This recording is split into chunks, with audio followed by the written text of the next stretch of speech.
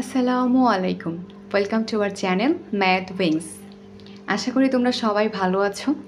তো আজকে আমরা যে টপিকটা নিয়ে আলোচনা করব সেটা হচ্ছে আমাদের কি প্রচুরক। এখানে দেখো আমরা প্রথমে প্রচুরকের একটা সংজ্ঞা লিখে রেখেছি। প্রচুরকের সংজ্ঞাটাতে কি বলা হয়েছে? প্রচুরক হলো প্রদত্ত উপাত্তের মধ্যে যে সংখ্যা বা সংখ্যাগুলো সর্বাধিকবার থাকবে। কি বলছে? উপাত্তের মধ্যে যে সংখ্যা বা সংখ্যাগুলো সর্বাধিকবার থাকবে, মানে কি একের অধিক। শুধু একবার থাকবে না, থাকবে কতবার? একবার, দুইবার, তিনবার, চারবার বা অসংখ্যবার সর্বাধিকবার থাকবে। তো ধরো আমাদের তো একটা উপাত্ত দেওয়া থাকে। উপাত্ত মানে কি? আমরা যে তথ্যগুলো দেওয়া থাকবে। তো এখানে আছে আমাদের, ধরো একটা উদাহরণ দেখাই, 1 3 7 4 3 2 5 3 4 8 7, তারপরে ধরো হচ্ছে 15 1, তারপর ধরো 3।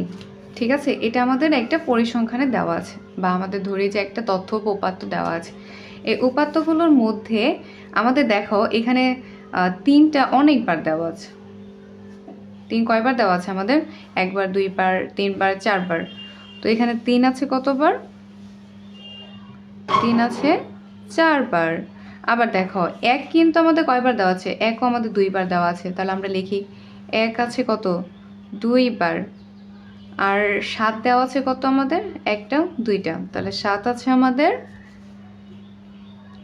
2বার। তারপরে হচ্ছে 4ও আমাদের 2বার আছে,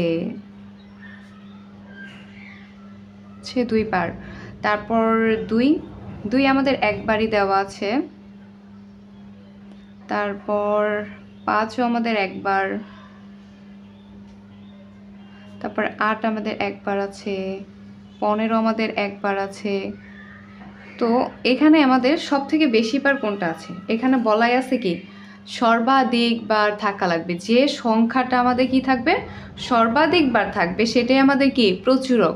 তাহলে আমাদের এই যে উপাত্তগুলো আছে, এই উপাত্তর মধ্যে সব থেকে বেশি বার আছে কি? 3। কারণ 3টা আমাদের কতবার আছে? 4বার আছে। বাকিগুলো কি 2বার, একবার করে আছে, তাই তো? তাহলে এই যে 3 যে 4বার আছে সব থেকে বেশি আছে, তাহলে আমাদের প্রচুরকটা কি হবে? 3 হবে। প্রচুরক কত আমাদের? 3। প্রচুরকটা আমাদের কত হবে? 3 হবে। এটার কিন্তু আরেকটা জিনিস তুমি মনে রাখতে পারো, যেমন আমাদের এখানে শব্দটাতে মনে রাখবা যে প্রচুর রক আছে এখানে দেওয়া। এই যে প্রচুরের সাথে ক যুক্ত হয়ে গেছে, তাহলে কি প্রচুর পরিমাণে থাকবে।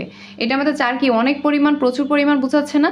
তো প্রচুরকের এই প্রচুর থেকে আমরা বুঝতে পারবো যে প্রচুর পরিমাণে থাকলেই সেটা কি হবে? আমাদের প্রচুরক হবে। তাহলে এই সংখ্যাগুলোর মাঝখানে আমাদের 3টা 4বার দেওয়া আছে, তাহলে এটা প্রচুর পরিমাণে দেওয়া আছে, এই জন্য 3টা আমাদের কি হবে? প্রচুরক হবে।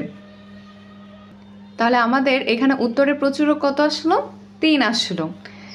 এভাবেই আমরা প্রচুরকটা বের করতে পারবো যে একটা উপাত্ত দেওয়া থাকবে, এই উপাত্তগুলোর মাঝখানে আমরা দেখব যে কোন সংখ্যাটা প্রচুর পরিমাণে আছে অন্যান্য সংখ্যার তুলনায়।